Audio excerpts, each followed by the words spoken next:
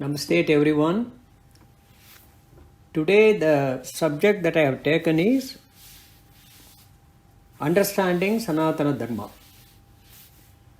I know all of you are fairly conversant with many things about Sanatana Dharma. Apart from your own interest that you dig out information, you also might have heard from various places very casually about Sanatana Dharma. Especially those of Indians, those who are family is very much involved in Sanatana Dharma, many informations you get from the family itself. So if that is the case, what is the new thing that I am going to tell about Sanatana Dharma? Nothing new.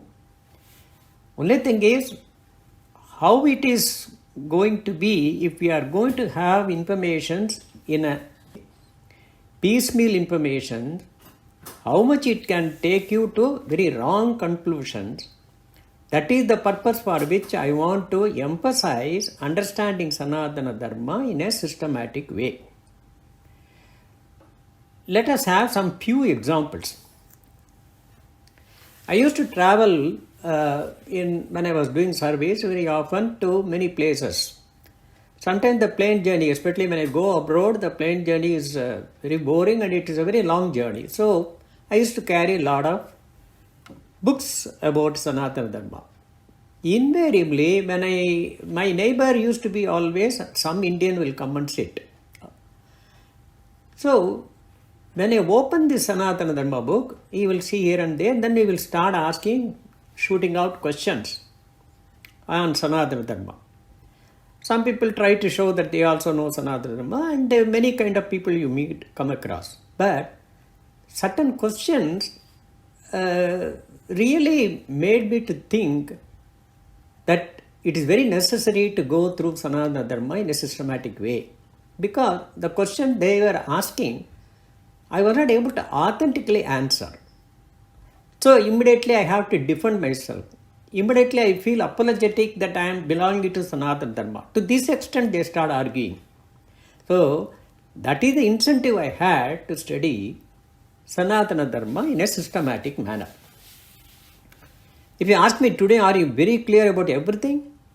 I can't say that everything can be clear to me, because for everything in Sanatana Dharma to be clear, you have to have such a long time, and it is not necessary also. But I am sure, at least to defend myself as a proud Sanatani, I can answer the questions. To this extent, at least, I feel that all our satsang friends should study Sanatana Dharma. Invariably, what are the questions they normally ask? Some say, this Sanatana, they won't say use the Sanatana Dharma word, but they say Hinduism is full of ritualistic. Other people say it is superstitious. There is another group will say that too many gods with idol worship. And some come out with a feeling that it is occult, black magic. These are all the things in Sanatana Dharma. The worst thing is, Sanatana Dharma is responsible for dividing the people into the caste, and the true knowledge is denied for the lower caste. That is worst kind of an illusion that has been thrusted upon the Sanatana Dharma people themselves. That is why they are always apologetic in any way they travel in the world. Now, let us see whether these are all correct type of doubts or not. Moment they understand the uniqueness of Sanatana Dharma, then these kind of questions will never occur to them. Example, philosophers, they deal with life. Psychiatrists, they deal with the psychic effect of the mind and the intellect. If you take scientists, they deal with the created objects, because they don't deal with the origin of creation. That is why every scientist, he goes from where, at a point of time, he gets stuck up. That's why Einstein himself declared, I have come as far as possible by a human being, and beyond that something is definitely there, but I am not able to travel further. If you take the religion, they are all dealing with the path They assure you the path to the Creator. Then, if you take Sanatana Dharma, it deals all the above and beyond that also. But the beauty is, it is dealing with all these complicated subjects with a total synergy between one and the other. That means, when you are traveling through all kinds of varied subjects, Sanatana Dharma is also giving binding answers, connection between each subject, and also gives a very responsible conviction of understanding that. The relevance of all the topics are discussed starting from zero, that is Brahman. Why I say zero? Because he is a Nirguna Brahman. He doesn't have any kind of a trait qualities. It starts from the Brahman, travel all through how the creation has taken place, how the creator world is acting, how the creator universe is acting, everything discusses to declare very boldly and very convincingly that all these things are further dissolved into the same zero. That means from zero to zero. That's all. That is the drama that is going on repeatedly in this universe. Then it is why that is the reason, since it is starting from the zero and then going back to the zero, and in between there is a time is there, it is able to cover any time and it was relevant to any point of time also. For example, if you take the human being, it is applicable to any type of human at any point of their life. It's not that necessarily that you have to belong to one particular sect or one particular caste or one particular region. That is why they have boldly declared Vasudeva Kutumbakam. What does it mean? Everybody belongs to one single family. When you are belonging to the same single family, the teaching goes to everybody. Then, any approach in this world is found to be a portion or reflection of Sanatana Dharma only. You take any religion, you take any philosophy, or you take any concept from anywhere in the world, you will always find in one portion or the other in the Sanatana Dharma itself. Either it will tell the same thing, or it will explain the same thing, or it will argue against the same thing. But the subject you will find it. Let us say, is it necessary to study Sanatana Dharma in detail? Somebody may say, I don't have time and I will have to be busy with my earnings and with my career and with my life. I don't have much time. That's a good argument. Nobody can compel anybody. But when I say why it is necessary, and then when you are listening very carefully, definitely perhaps you may take a decision, it's worth trying. Let me go into the detail of Sanatana Dharma. That is, with that fond hope, I am giving you why it is necessary. First of all, we have several questions in life, normal life. Where can I have complete happiness without any misery? All of us know that in the life, misery and happiness both are mixtures. They are coming. Sometimes, in search of a very good happiness, we land into misery. Right? So, Dharma says, Dharma means I am meaning here Sanatana Dharma. Okay, Dharma says you are nothing but happiness. We say that where is the happiness? Sanatana Dharma says you are the happiness. So, no need to search outside. How can we understand this? If I am happiness, I should be happy. I am searching for happiness. But Sanatana Dharma says you are the happiness. Then, why I am suffering in my life? Dharma says it is because of your ignorance. The world is not responsible. My God. Every problem, every day I am getting from outside, from my office, from my family, from my relations, from my friends.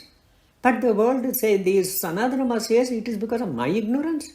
I am an intelligent man. Okay. The next is how to improve my life then. Sanatana Dharma says improve yourself first. Your life and you are not different. What you think that life is different and you are different itself is wrong. I do not know whether God exists anywhere Somebody is asking. Sanatana smilingly says, you are the God. That's why you are not able to find anywhere else. Why these miseries for which I am not responsible happen in my life? Dear brother, you planted the seed for it. Then I feel that life is not guaranteed. It is of course guaranteed till you get moksha. You are not going to be spared again and again and again. You are going to get life till you get liberated. Why good people are suffering and bad people are enjoying?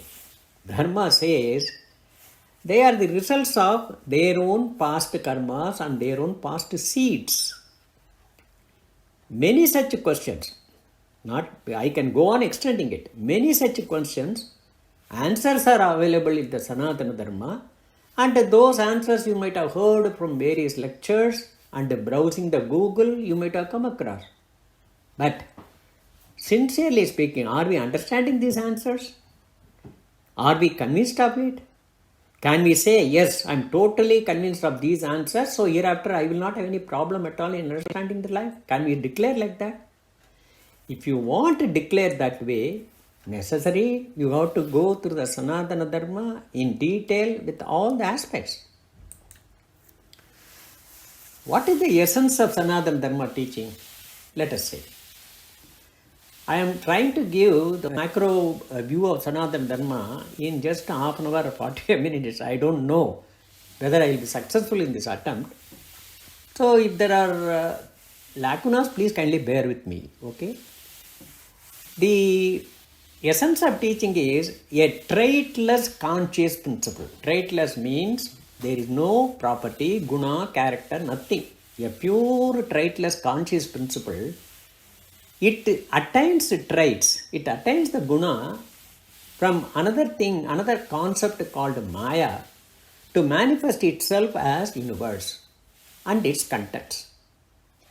This conscious, which is manifested as a universe, dissolves again into conscious principle itself in the course of time. So, the energy, the original energy, the Brahman, it does not have any trait at all. Since it doesn't have a trait, it doesn't have incentive to create the universe. If it has to have an incentive or an urge to create this universe, it has to have certain kind of a trait, guna. So that trait is given by the Maya. The moment Maya comes into this, then immediately you start functioning. See, that is why in human being, the Shastra sometimes say, just example, the husband and wife. The husband, his requirements may be very, very small. As a bachelor, just 2-3 times only food only, he could have managed it very well. But once the family comes, lot of need is increasing. So, husband is a Purusha, and the wife is the Maya. When they join, the family expands and you get a lot of kind of activities. That is what exactly happening in the universal creation. The conscious principle, the Brahman, is part of the manifested objects. So, because of that, what happened? The Brahman is also present in the manifested objects. Then in due course, manifested objects can dissolve back into Brahman. So, that means the objects will be disappearing, but the Brahman will continue. Objects is Maya. Maya will go back into the Brahman. For that, one example I will give you. You might have noticed the spider. In our house, in the cobweb, when you are noticing, the spider is hanging from a particular place, from a wall or from any place. It is hanging in its own thread. Moment you just go near, the spider starts climbing in its own thread and then goes somewhere. Where does that thread goes? It is generated from the stomach of the spider, and again it goes back to the stomach of the spider only. This is a very classic example, and that is how it is happening. For example, when you are preparing coffee, you take milk which is white. and then the coffee powder, which is almost dark black brown. Both of them are mixed together, it is a different color. Then how can you say, is there milk or not? Is there coffee powder or not? The original color is different, whereas now the color is different, the property changes. All these things are these small examples to show that Brahman and Maya, possibility of mixing and the possibility of creation is very much practical. Then, among the creation, only human can demanifest himself back to conscious principle at his willpower. That is why only human being has been given the willpower. All the animals, all the plants, they are supposed to come here, experience as per the what they call natural law, and they don't have any kind of a right to change their life, whereas human can. So, if human can change his life, then why we are getting stuck up with the life? Because we do not study Sanatana Dharma in detail to understand that. So, the reaching this God, such knowledge, where can I get? You don't have to worry. That is why the Vedas have been given by God himself. Since it is such a subtle and serious kind of a subject, God did not depend on human brain. God himself gave this Veda to the human so that they have got some kind of escape from the misery. Till that knowledge, the jnana is realized, human duty is ignorance, get into worldly transactions and their effect, that is karma and its palan, and again coming back, all these things will happen. Since the human beings are again and again coming and they get into various kind of activities, they cannot avoid sometimes happiness, sometimes misery, and that is why the God has given the willpower to attain the liberation. The essence of Sanatana Dharma ultimately is human life has got pleasure and the pain in every life. To escape from this pleasure and pain, you have to escape from the birth cycle. In order to escape from the birth cycle, you have to remove the ignorance and attain the knowledge from the Vedas. This is the essence of teaching of Sanatana Dharma. Now, how do I get the knowledge to remove the ignorance? The question comes next. Prepare physically and mentally. Why should I prepare physically and mentally and all? Yes, it is essential because this subject, this knowledge is so subtle. Your intellect has to be razor sharp, and then you should have a discipline to sit and study the Sanatana Dharma patiently, listen to the Guru. Every time your intellect with its ego will interfere with you. So for all that, many kind of a personality change is required, discipline is required. That is why prepare both physically and mentally to be ready for studying the Sanatana Dharma. Is it sufficient? No, you have to develop Shraddha. This Shraddha, the sincerity to learn, patience to learn, commitment to learn, Shraddha can be given various kinds of meanings. This Shraddha, how do I develop? That is why the willpower has been given. Your willpower is supposed to keep your mind and intellect in a discipline, develop Shraddha so that you can go towards studying the Vedas. Otherwise, if your willpower is not there, there is no difference between the human beings and the animals. Animals do not have any willpower. They just roam around. They don't have any kind of goals. They don't have any kind of aim in life. So we will become more or less like that. The next thing is you have to seek a guru and continue the effort. Why should I go to a guru? See, it's like this. Maybe in the initial stages of Karma Kanda in the Veda, or even Upasana Kanda to some extent, you may be able to somewhat understand if you are intelligent enough, or because of your Purva Janma efforts, perhaps this Janma you may be able to understand the rituals, you may be understand the karmas, and then you may be able to understand the meditation and all.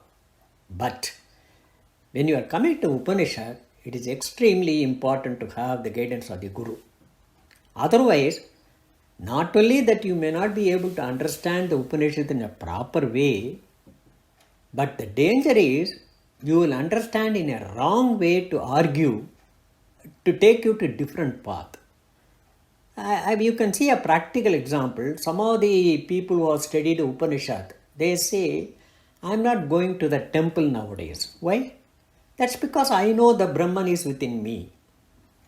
Oh, I see. Then are you really like a Brahman without taking any kind of obligation from the people, without getting into transactions? No. Nobody can argue with me on Upanishad. I know Upanishad thoroughly. So, you are getting into the knowledge in order to mitigate your ego. But your knowledge itself is going to give you the ego. Where will you go? So that is why the Guru is required. He will take you to the correct path. Thus, once the knowledge is assimilated, and then you become really, you understand, and then realize the jnana itself through the nididhyasana, then there is no need for scriptures. If you take the Nirvana Shakam sloka, there is no Guru required, there is no scripture required, even God is not there. Very boldly declares Shankaracharya. So the people who have not understood Upanishad, if they get into that sloka and then tell there is no Guru, there is no God, there is no relatives, so it is a very wrong kind of a conclusion because you don't understand in the perspective way. That is why again and again the insistence is Sanatana Dharma should be studied systematically in detail. So, to put it shortly, preparation is required, involvement is required, and patience are required. These three are very important. I already explained to you the preparation because any raw material to become a first class finished product, you require a lot of preparation and the processing. Suppose there is a jar, it was originally having certain kind of a very strong dark color oil or something like that. And now that jar you want to use it for a pure milk. What will you do? You wash it several times with the various kinds of chemicals, then soap, and then with water, and then you boil it. So many processing you do it to make it absolutely clean so that the milk can be contained, milk can be poured. The same way, human beings have been contaminated with the various kinds of experiences in the past lives, various kinds of vasanas in the past life, various kinds of traits in the past life, and your intellectual storage is so strong, that which is called ego, that it will refuse you to go anywhere else. It just keeps you captured like a slave. So from that kind of a binding, if you have to come out, there's a lot of preparations required. Then, okay, what are the type of preparation if you see? First thing is physical balance is required. What is that physical balance? If you see in Gita, lot many places Lord Krishna says, everything should be moderate. Everything should be balanced. He is very much insisting for balance again and again. So first physical balance has to be there. What is physical balance? Even if you sleep moderately, you should be able to become fresh. If you eat moderately, you should become fresh. You should have the energy. If you do only moderate kind of an exercise, you should be able to keep the body very nicely.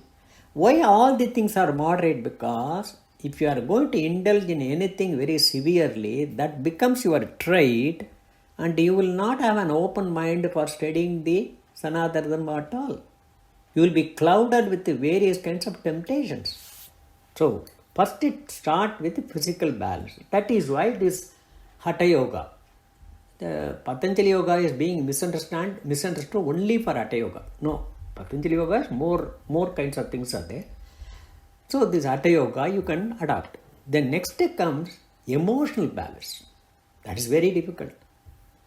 Mind becomes very, very difficult to control the emotions. some stupid fellow in some shop is telling you, you just get out of this queue, you get so much hurt for next 10 days, you will be cursing that man. To that extent, you are emotional. So that is why the discipline has been taught. You know that Yama Niyama, which is given in the Patanjali Yoga and in Vedanta, Sadhana Chatushtayam, all these things are only to give you the mental, emotional balance. Then the biggest thing is intellectual balance. What is that intellectual balance? See, by habitual, every birth, habitually you have developed, I am somebody. Ahankara and Mamakara has been embedded in you very, very strongly. So you will not accept, if that kind of ego is being penetrated, you will react very vehemently, you will not accept it. So this is a habitual kind of a sediment that is there in your intellect. How to take it out? How to get out of it? That is where the Upasana Yoga, the Nididhyasana, is very much playing a very important role. I am not getting into all these things in detail because we do not have time. That is why you come back to Sanatana Dharma detailed study, you will come to know everything. Next is equanimity of total balance. The total balance is what? Once physical balance is taken place, emotional balance has taken place, and intellectual balance also come.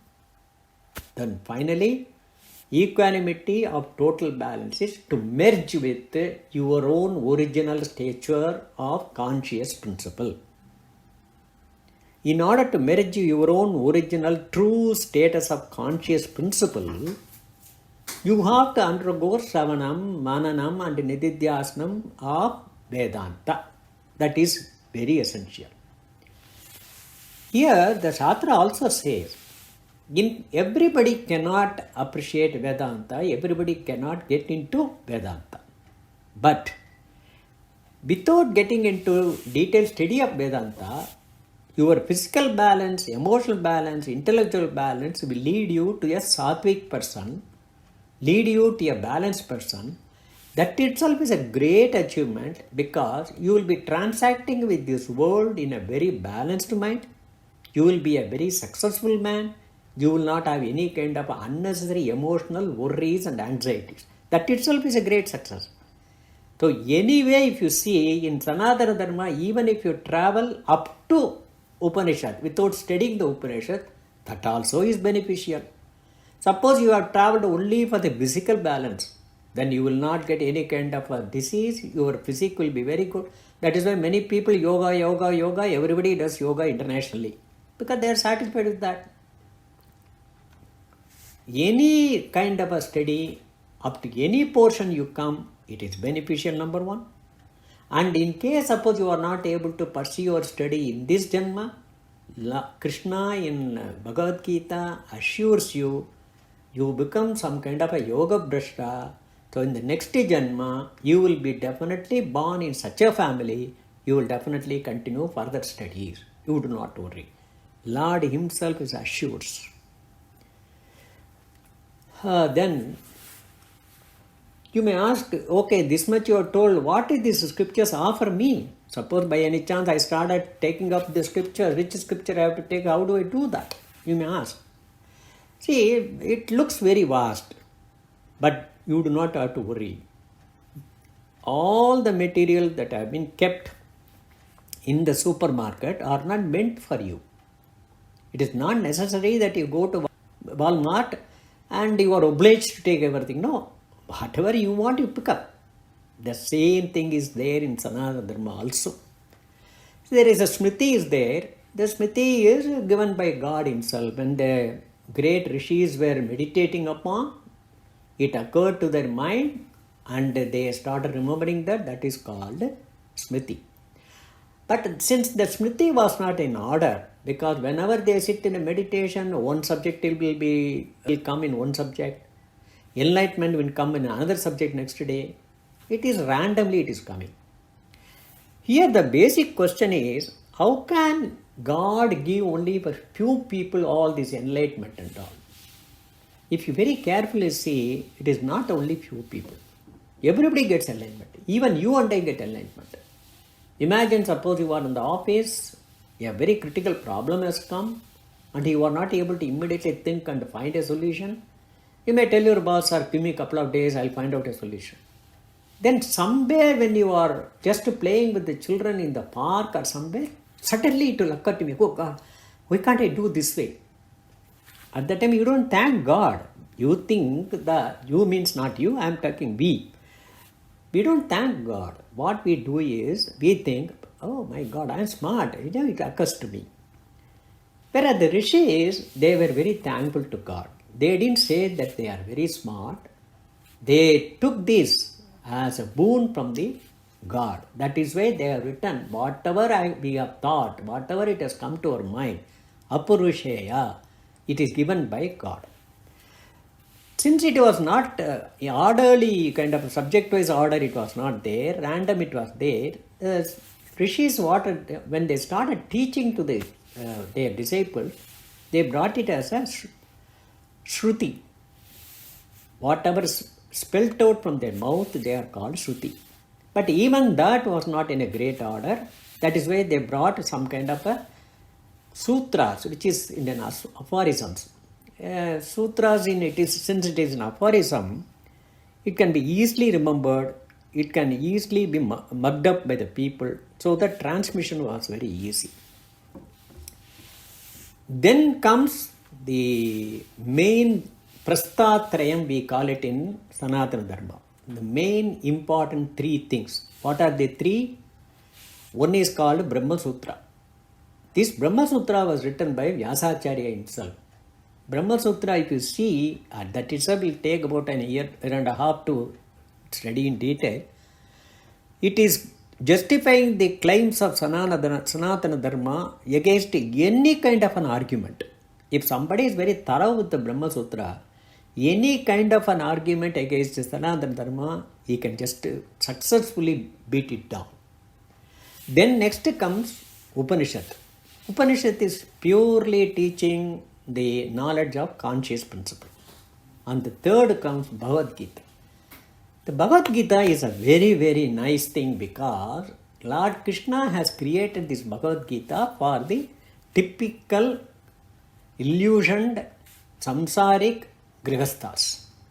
Arjuna is the greatest grihastha. He had attachment, raga dvesha he had, illusions he had, moha he had. He is more or less equal to us, except that he is a great warrior, he is a great king, but all kinds of samsaric attitudes were there with him. So for him the Gita was created. That means for every grihastha the Gita is a great boon. So this is called Prastatraya. Apart from that, there are a lot of explanation. Bhashyams are there. So many bhashyams are there. They are called explanatory text bhashyams. Then Prakarana Granthas. Then Upaprakarana Granthas. Then lot of other kind of scriptures and many things are there. So I have not included here the Ayurveda, Dhanurveda, Arthashastra, and astronomy, astrology, Shilpa Shastra, Nyaya Shastra, Tarka Shastra. These things I have not included in this list because they are all a specialization of the skills. That if you are interested, you can go ahead, but that is not going to be very relevant for going towards the spiritual aspiration. How to use the scriptures? Oh, it's very grand, it is mammoth, very impressive.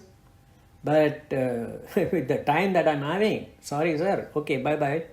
How to, I don't know. So that is why how to use the scriptures also I have included. For example, in life, we have got some goals, Artha, Kama, Dharma and Moksha. Everybody is knowing it again and again, we have talked. In everything, in the goal, everybody does not travel very systematically from Artha to Moksha. There are several lives are taking place to get that maturity. Somebody is stuck up only with Artha. Artha means only yearning and then stabilizing. There are enough kind of materials available in Sanatana Dharma to yearn morally, to yearn with the Dharma without affecting anybody, and to yearn more dignified way. how a human being has to develop his personality, it is there in Sanatana Dharma. Then next comes desires. In the desires also there is very good guidance is there. What are the desires you are supposed to encourage? What are the desires you are supposed to avoid? How to control the desires? How you will be getting completely immersed in desires if you do not have a control. Many kind of guidance is there in that stage also. If you got a dharma, elaborate kind of explanation is there, how to maintain the dharma, how to live in harmony, how to live with harmony in the universe itself, how to maintain your the law of karma. Many things are there in dharma. And moksha, of course, Upanishad is giving lot many guidances. For attaining efficiency in each goal, the Sanatana Dharma entertains. Why we have to achieve a kind of an efficiency in each goal? Unless you are satisfying yourself in the artha stage, you will not have the maturity to go into karma stage, as a kama stage. Suppose you are able to have the kama stage properly, efficiently, and then you get mature, then only you come out to dharma stage. So each stage, like a promotion, unless you understand that, you experience that, and then you say yourself, enough is enough, that much maturity if you are getting it in each stage, then only you will be progressing. Otherwise you can see many people get stuck up in the artha stage itself. Some people get stuck up in the kama stage itself. I give an example. I saw one gentleman in Chennai. He was about 80 years old. So we happened to meet somewhere, I forgot. And then I asked him, see, what are you doing in your pastime? I thought he may say that I do bhajans or I see TV. I'm interested in politics. These are all expected. I was surprised to know, I'm very busy with building a new home. I asked, what happened? You didn't have a home? No, I have got already 2 homes, but my son is in USA. He has sent me money, so he asked me to supervise. My God. At the age of 80, a responsibility which about 30 years man is supposed to do. So there are many people are like that. You have to get mature to come out of it. Then finally, what is the effect of such usage of scriptures? Yeah, I have worked hard, somehow find the correct guru, all the things I have done. So what is this? By doing all these things, what do I get? What is the usage of it? See, the usage, the Sanatana Dharma itself, it tells. If you are a brahmachari, you develop into not only the skill of yearning, but also you understand what is the dharmic way of skill. That is, what is the moral way of yearning. And also, you understand the responsibility towards society, and then commitments to a parent, and also in a very matured way you understand why you get married, what kind of a family you are supposed to set in. All these fundamentals are taught if you are a brahmachari. Imagine if you are a grihastha and then you are getting into the Sanatana Dharma, conducting the family and bringing up the children and then living in harmony with the rest of the society and rest of the creations. Then how to mitigate the ego, and then how to develop bhakti, and then bhakti leads to karma yoga. Very beautifully he does all the work without claiming for any kind of a benefit or claiming as I have done it, I have done this. All the things will go away. That a beautiful grihasthashram we can set up by studying the Sanatana Dharma. Imagine you are little aged, Vanaprastha stage you are getting into Sanatana Dharma. You are being explained that you are enough is enough in this world, so start developing detachment and be a guest in your own home. If the son asks some kind of advice, you do it, otherwise don't go and poke your nose in their affairs. You have to now travel towards God. All these teachings are there in the Sanatana Dharma. If you are a sannyasi, I don't have to say anything at all. Sannyasi's only aim is to attain moksha. For that also the guidance is there only from Sanatana Dharma. So, from my talk, I think you have got convinced.